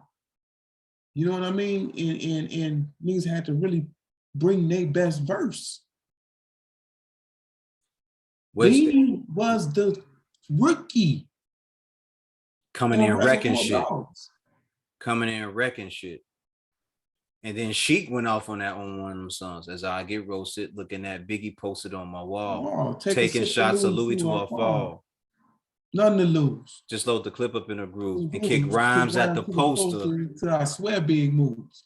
My team, you would think it's on Thursday, how we floss. Yeah. What? Sheik had one of the most underrated verses on there. He opened it up. Most underrated verses because how great all the other guys was on there. Pressure Bust Pipes. Man. Time to apply it now. Sauce Money went crazy on there. The best verse on there was Sauce. You might not want to give it up. Best verse on there, hands down, with Sauce. Whole verse one, no joke. The whole flow on his verse one, no joke. Styles aggressiveness on his verse one, no joke. Wait, say that again about Styles? Styles aggressiveness. Okay. One, no joke. Tell niggas quick, suck dick and get a Glock. The name ring bells like Sunday at 12 o'clock. 7:30, but 6 and 11. Jada verse, classic. But Sauce verse, might have to break them verses down. Yeah, he said, y'all niggas is sick, don't think Sauce the shit. So many niggas on my nuts, I thought I lost my dick. Picture me falling off. Nigga, I'm camera shy. Cameras flying my mission, but your man's a die. What's the difference? Either way, I'm sunning your crew. Come to win, y'all niggas go inside. I fuck to win. Y'all niggas coming to lose. Something to prove. Something to prove. But when we say something to prove, we can have a spray off. I lay off whack niggas, kill them on my day off. Ain't nothing for me to bust a tray off. Murdered a whole month of April, nigga, just to take May off. Roll with more Germans and Adolf. Light cruise. Now I concentrate on your camp like Jews. Float hot than the heat wave, bitch. Whips fatter than the shit they beat slaves with. I'm a mill sacking nigga who pull quick, still packing for you Phil Jackson niggas on some bullshit. No better verse than that. I don't care who you come with. he said, and he was, Sauce wouldn't even be the first name you name off that track because it was so many notable mainstream artists. Yeah, they went to work on that. Let me say this, because every album Jay-Z was putting out, I was looking for that. Mm-hmm. I was looking for one of those, man. But then you also got it again on Blackout. Yeah. of DMX. DMX. Yeah. Flesh on my flesh, blood on my blood. Yeah. Oh, hands down had the best verse on there. You know.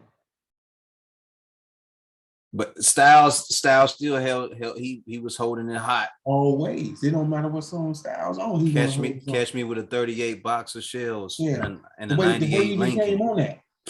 Hey yo, catch me with a 38 box of shells In the 98 Lincoln, eating pasta shells. Order to go. I always got a box of L's. Blow, stay on the low, get a honey and swig. I'm Panero, so I hate a snake, rattle, a pig. I pop shit because I'm the second best. The first was big. You niggas is sunned out. Let me speak to your father. Because I like to play chess and I swing a revolver. If I don't like a nigga, I don't even revolve it. I spit. I'm just a crooked nigga going legit. You hold your 9 if you're holding a brick. Yeah. Yeah. Common sense, fair drama. You hit the Bahamas, get bent. LOX get respect like Sonny from Bronx Tale. Us and DMX, the Rough Rider cartel, thirsty real, but y'all niggas eager to die. I tell all my niggas ride, you won't leave with a dime. Then that nigga Hov just slide on the train. Yeah, he did. Hov did go off. Come on, man, motherfucker. I'll sleep cold winters, wake up and spit summers. What? That old nigga putting up Will Smith numbers. Surrounded by sixes and hummers. Bitches and mothers. Trying not to let this bullshit become us. It started from hunger till it all went insane. See what I mean? That nigga, the shit he was saying. I suggest niggas stop speaking my name. Because trust me, y'all can still feel the heat and the rain. Yeah. Fucking Hov, man. Yeah, all that shit. Come on, man. Niggas is hot heads and the bullets is heat seeking. J flows for pesos, chase hoes. Nah. I just circle around the block in a drop. Tell them jump through the top. Where the sunroof used to be. I can see y'all now. Used to me. Niggas flow like motherfucker. I'm the meanest, toughest, gun butt. Fucking Hov, man. Yeah. I love those songs, man. I love those songs. Fast, running in place, gun in my waist. Niggas wanted to taste, but wouldn't come to my face. And what that means? Cats is carrying games again. So what I do, I start naming names again. Oh, you motherfuckers know that I'm speaking from the heart. Play like you don't know. Alex is gonna bark. We could take it there and make it fair. Get some more niggas. They becoming a light full of niggas. Y'all niggas better stop playing. Be the ones you forgotten about that'll get you shot in the mouth. Yeah, all that. Got my dogs covered. Plus it's all gravy like chicken when it's smothered. Star and I love it. Get them, boy. Let them loose. You want it with the gun or the dog? Let them choose. And that beat was so bananas. Man, I don't know what Swiss. He was on one on that one. He was on one on that one. Even Jada verse is crazy. Yeah. Even Jada verse is crazy. Yeah. Because I think Jada kicked it off. I don't think she had a verse on Blackout. I think it was Jada kicked that off. No, I think she had one. But she might have did. Let me see. She might have did have one, man. I can't remember off the top of my head. I'm trying to think of it now.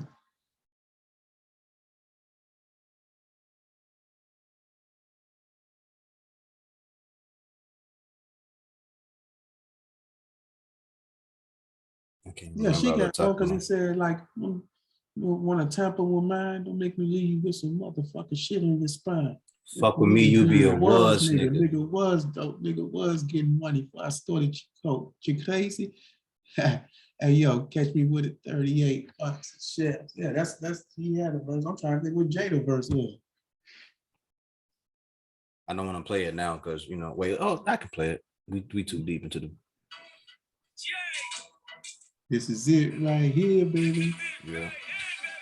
Oh, yeah, I know what it was. You know now? Yeah, I used to have bad luck. Now you might see me in the Jag truck. Masked up. With a dime or a bad duck, double RT with the matching bandana. Yeah. 38 snub, you still with no hammer. And I see y'all niggas trying to glance at the kiss because I walk around with your whole advance on my wrist. Only women drunk on Coronas and linen. Yeah. Yeah, And you he know had I'm one of the still beats. writing the mean, lighting the green. Yeah. Yo, them niggas, oh, them motherfuckers was going crazy, man. That's that crazy era right there, man. Yo, do you know the shit that, man? Life is good. Life is good, boy. Yeah. Yeah. So it's Boy. like when I Who's hear, the Griselda talk, man, it just takes me back to that, It takes me back to the niggas that started something. yeah. You know what I mean? Locks and Mace and when you get murder Mace. You know Yeah, what I mean? and back then I had like mixtapes of the Locks. You know what I mean? Like Yeah. they was doing so much work. I had old tapes that I had to get somebody to turn into CDs for me Mm-hmm. because of the work that they would do, the Locks was doing. I was so heavy on the Locks. You can ask anybody. I was big on the Locks back then, like Mm-hmm. 94, Mm-hmm. 95, 96. Like I was crazy over them guys, man. Mm-hmm. Because someone introduced them to me because I was young trying to do rap music at the time. Mm-hmm. And someone introduced, I was like, yo, I never heard nobody spit like that, like every song Mm-hmm. like that. And Mm-hmm. they was always the most consistent. So I had grew to liking them. And I never tried to copy anything that they did, but I was appreciative of the fact that they were actual lyricists. You know, that they weren't Mm-hmm. just talking some street shit, but they were lyricists and they could tell stories and things like that. I love that shit, man. I I love the think Locks Sheik growing was up. always saying that Sheik to me is one of the most underrated rappers ever. Mm-hmm. I just don't think he ever gets enough credit for what he's done. And I know why, because he's standing next to two great MCs, but people tend to look over him like they try to pull it in the Dipset battle. Where your songs at, Sheik? Where where this and that? No, Sheik. She got some shit, man.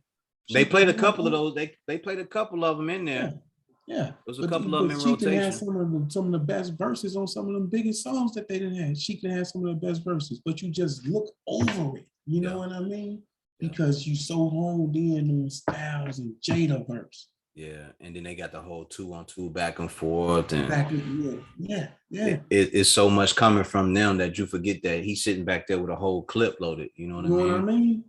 And then it's like, I come, like I said, man, I come from that era where from banned from TV.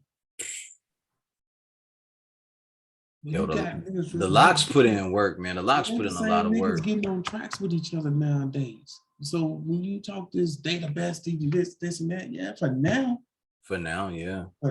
for what y'all know. No, bro, I come from when it was banned from TV, when it's fucking Big Pun, Cameron, Locks, yeah. Cameron, you know what I mean? Nori, all these people on the same track. Nature. Nature. I get pussy. I get pussy with my father's features. Puff heavily. See me at 6'1", wearing $170. You know what I mean? Crazy. Crazy. Hollywood's a crazy And place. to speak on what you were saying, that's the reason why you probably feel like Griselda is getting too much attention or too much of a look, because there is no one around them that they saying, all right, y'all niggas think y'all can rap. These niggas can rap too. Why don't y'all go ahead and get on songs That's with them? my thing. Who they rubbing shoulders with? Who Right. they bumping up? Who they sharpening they steel How against? y'all shopping y'all swords? How do Who y'all y'all shop? comparing them to Yeah, when you say the best rappers? yeah. How y'all Who shopping y'all swords, man? you see what I'm saying? That's why I say they stick out like a sore thumb, Yeah. because you comparing them to a Migos, Future, Drake, and all these other little babies and all these people. Yeah. That's who you compare them to. And if you're a total opposite, just like 50 was a total opposite to Ja Rule, Pac was a total opposite of everything that was going on. When you compare them to the total opposite, you're gonna always stand out like a sore thumb. So you're gonna be magnified to how good you look, how good you looking is magnified to how good you really is. Because the comparison, there's no comparison there. Yep. Only thing I can compare you to is you at this point. And from the era that we come from, you supposed to be looking for those guys that got that shit, that got the heat just like you, because you want to be able to spit with them and say, yo, I can rhyme, or we can rhyme. You know, that they should be on more tracks with 38 Special and Ransom and things like that. But we're not hearing that. We're not hearing that. So I get what you're saying. I do get what you're saying. But they do iron sharpens iron. That's the only way these skill set gonna improve. That's the only way we can actually know if those guys are as good as they can be or it should be or it should, if they should be better. But we're not hearing a lot of that type of music come from those guys. I would definitely love to hear it. I done heard them on songs with Little Wayne, and that's cool and everything. But like when we talk about rhyming, like I need to hear y'all in there with the rest of the Sharks. Like, Yeah. I need to hear songs like that, you know, because from And that I era, done heard them against, you know, like I said, I done heard joints with them with RJ Payne, 38 Special, Rock Marciano. I heard them with Shay No. I done heard with these people. And it definitely held their own. They was who they was. But I think all I'm saying is that them people that was on them tracks held their own too. And it's like, if we gonna talk about that type of rap and who holding it down, you know, we can't just keep mentioning them. Like there ain't nobody else out here that's rapping like them, because they, you know, you really just mentioning them. Yeah. Like, nah, man, that's just like back then, if you say Reservoir Dogs and you just mentioned Jay-Z. Now you had to be crazy. You had to be crazy to do that. It was 4 or 5 more people on that track. Yeah, that's a fact. And the 4 or 5 people on there, they wasn't slacking. Period. You mentioned Band from TV and you just mentioned Big Pun. No, it was 5 more people on that track. You see what I'm saying? And we can't forget, rest in peace, Big L, because he was around in that era too. 100%. And Big L was nasty. Some of your favorite rappers say he was their biggest nightmare. Nas will tell you, he say he scared me. He say he scared me. You know what I mean? Just how good he was. Rest in peace, Big L, because I like Big L, man. Oh man, the flamboyant. You know what I mean? Flamboyant entertainment. Man, I used to hear Big L rhyme and go, yo, I can't wait till he put out the next shit, because the shit that he was, and then you go and listen back to some of the shit that he was saying then, it's still relevant. Like the songs where he was talking about slang and things like that. I was like, that's crazy. The shit's still, yeah, the shit's still dope. Yeah, man. Listen, bro, I got in my brother's basement, and I moved out my crib like 5 years ago, and I put some of my stuff in this basement. I got all my past life over there, my CDs and this and that. When I used to go back and forth to New York, bro, I got all the clues. I'm talking about originals. I only took them out, they didn't get played. I only took them out to burn copies out, you know, because I was doing my thing at that time. I got all my clues. I got all my doo-wops. I got all my man before he died, one of my favorite DJs, I can't think of his name. He was a white boy, White Eye. I got Cut Master C's. All the Funk Flex car shows. Where you got Cam rapping over such and such takeover beat. You got Foxy rapping over the grinding beat. And Nori, what's the song Nori had? Was it Nori and Pharrell? I came to party. Yeah, that's Nori. That's Nori. That's the one. Oh boy. Yeah, what's the name of that song? Nothing. What you wanna do?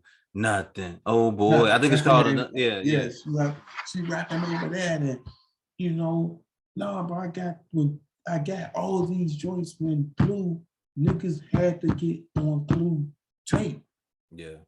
And it was all about where the placement was, where you was at on it. You know what I mean? And when it mattered. Yeah. All right, that's where I come from. This crap now. On those Clue tapes, if you weren't on the first 1 to 8 songs, and you weren't like the main artist, you won it all. And I know that after a while of watching the Clue tapes or watching that order and who was on it, I was like, oh, you guys are okay. I see what he doing. Yeah, I get what he doing. Yeah. And when you go back and look at them things and you see who's down there, it was still some heavies down there.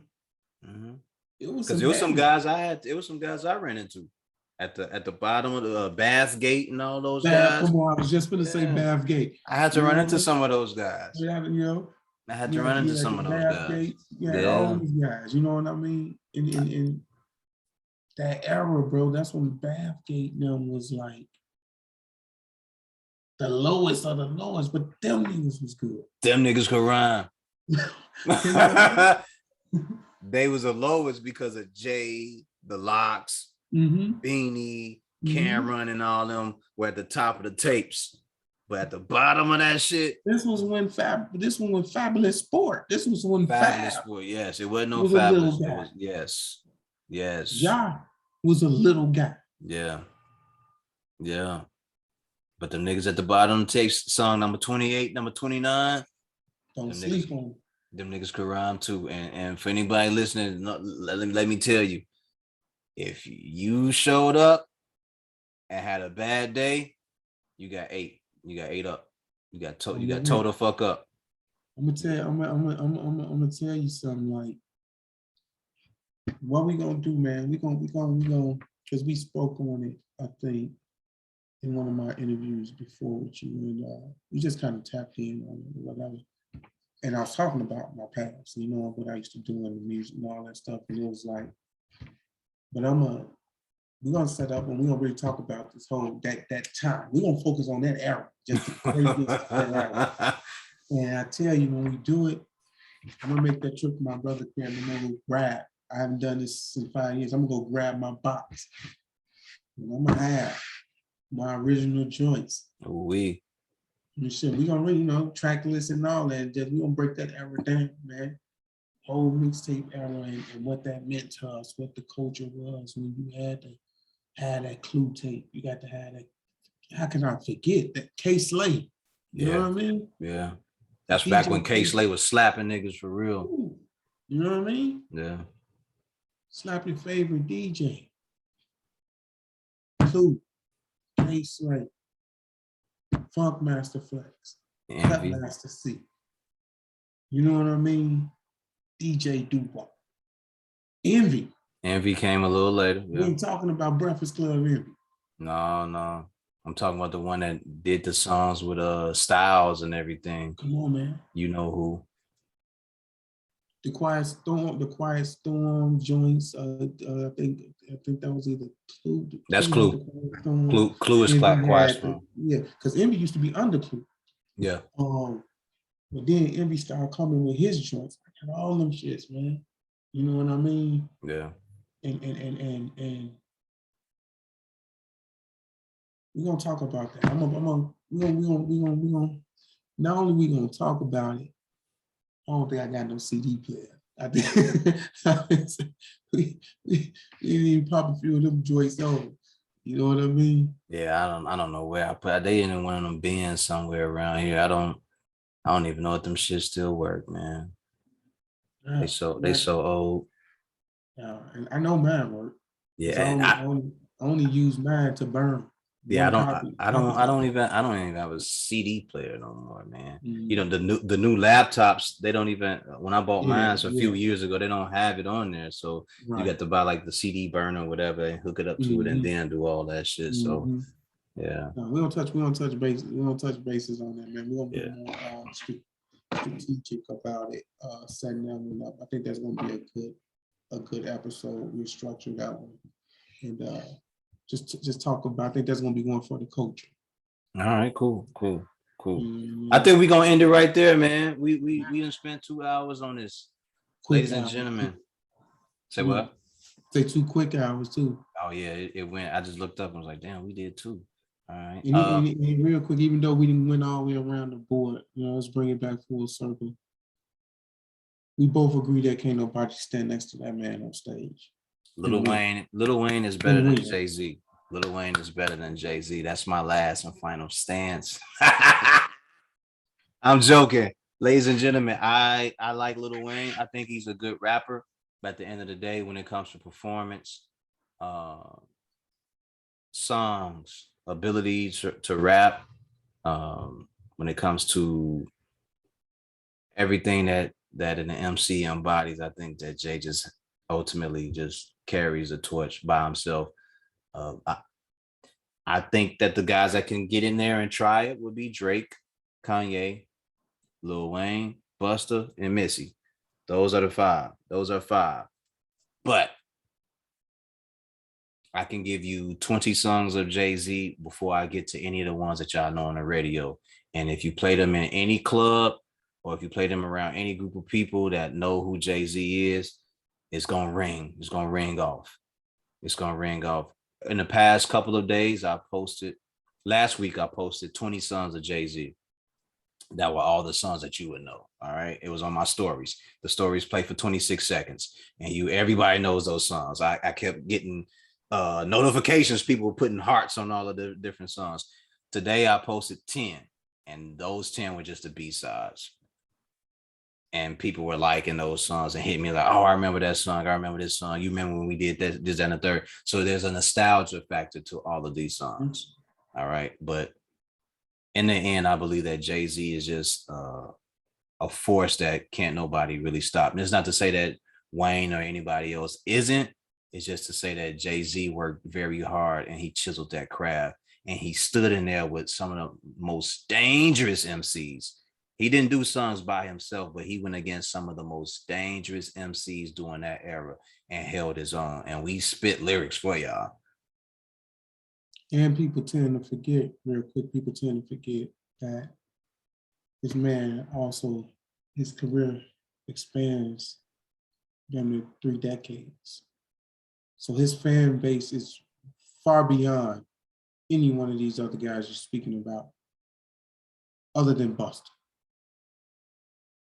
They came around, came up in the same, they so synonymous with each other, they actually did have a battle in high school and Hov beat Busta. You know what I mean? Yeah. Busta admits that to this day. But this man, his fan base goes beyond the 2000s. It goes beyond the 2010s. For him to say he battled 2020s. For him to say that he battled Big L and DMX and all those, the best of the best. Yeah. All that. Oh, and the Pac era. Oof.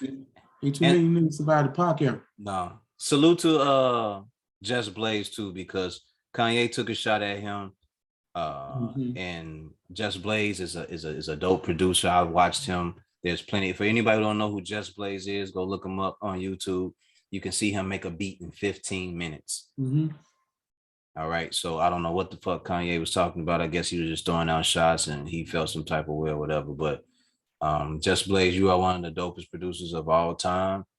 And your playlists and tracks and everything are far beyond what some of these guys can do now and through the era that you came up in. So I don't know what Buddy Ass is talking about, but he's just talking this Kanye shit. That's all it was. I mean, they two different producers. You know what I mean?